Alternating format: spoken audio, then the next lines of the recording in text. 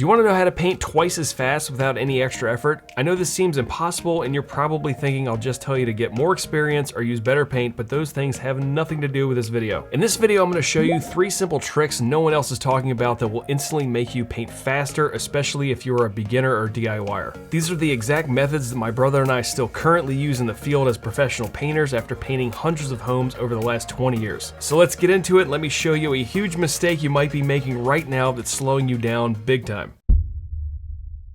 When my brother and I first started out painting, we followed the directions perfectly on the can and it was slowing us down dramatically. The paint can would say wait 4 hours between coats, and that is what we did. We'd lay down our first coat knowing we were going to do a second, and we would just wait around in between and wait the 4 hours, and we're like, all right, I guess this is what we have to do.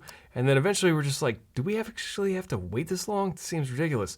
So we started shortening that wait time down. First it was 3 hours, then 2, and now it's even less for a lot of products. So you can go ahead and ignore standard drying times in most cases. And dry times in general are affected by a great many factors, but the temperature in the room, how much airflow you have, and what type of product you have. And in general, the sheen really impacts that as well. The lower sheens like flat dry more quickly than the higher sheens like semi-gloss and gloss. But rule of thumb, ceilings typically dry in 1 hour.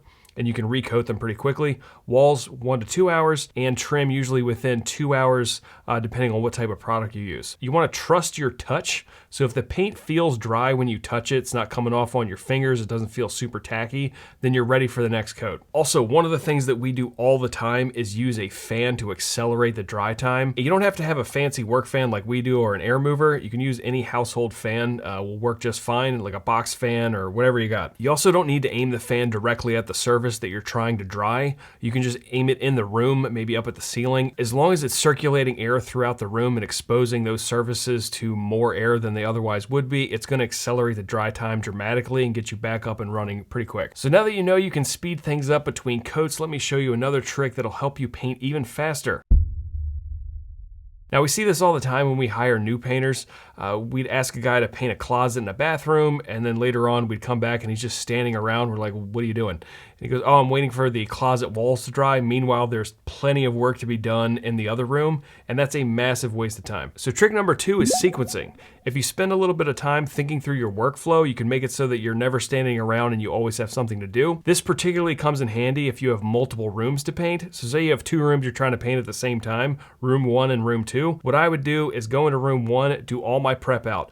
Break the room down, center the furniture, all of that stuff, caulk, wood putty, drywall repair, any spackling that needs to get done, go ahead and do that. As soon as I'm done room number 1, I'm gonna go ahead and do the same thing in room number 2. And by the time I'm done prepping out room number 2, room number 1 is ready for the next phase. All the spackle will be dry, especially if I used a fan to move that along. And once the prep is done in both rooms and you're ready to lay down top coats, what I like doing is doing the ceilings first in both rooms. I'll do 1 coat on each, and then I'll do the trim in both rooms. And by the time I'm done the trim in the second room, the ceiling in the first is ready to go again. Recoat both of the ceilings, then you can do your second coat on the trim, and then you can start ripping on the walls and do the same thing. And so that way, if you sequence your job properly, you'll never stop moving. You always progress somewhere on the job site, and you won't just be frogging around like my old boss Ed used to say. If you want a bit more information and guidance on this topic, then I'd recommend checking out our free online community. In there, you'll find all kinds of helpful videos and guides, including a room checklist and a video on sequencing your workflow that will save you a lot of time and heartache. If that sounds like it'll melt your butter, then check out the link in the description. Now, sequencing alone isn't enough. There's another often overlooked trick that dramatically impacts your speed.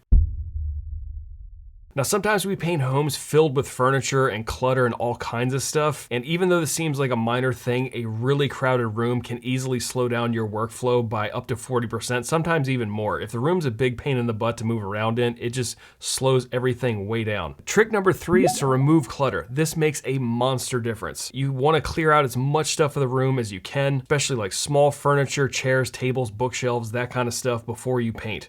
Get as much stuff out of the room as you can. If I had my druthers, I would paint in empty rooms all the time. It is the best case scenario. I know that's not always possible, particularly in things like bedrooms. We don't pull the beds out. We just want to center all the big furniture in the middle of the room so we still have a decent perimeter we can move around. Another thing we do in this category is we keep our paint supplies and materials in a separate room that we're not working in.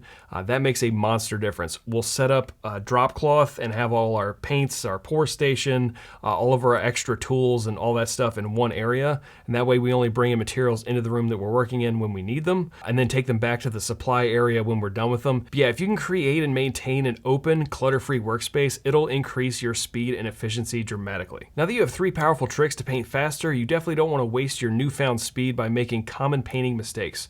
Check this video out right over here to discover the 3 big wall painting mistakes DIYers always make and how you can avoid them. Until next time, y'all take it easy, work smart, and have a good one. Peace.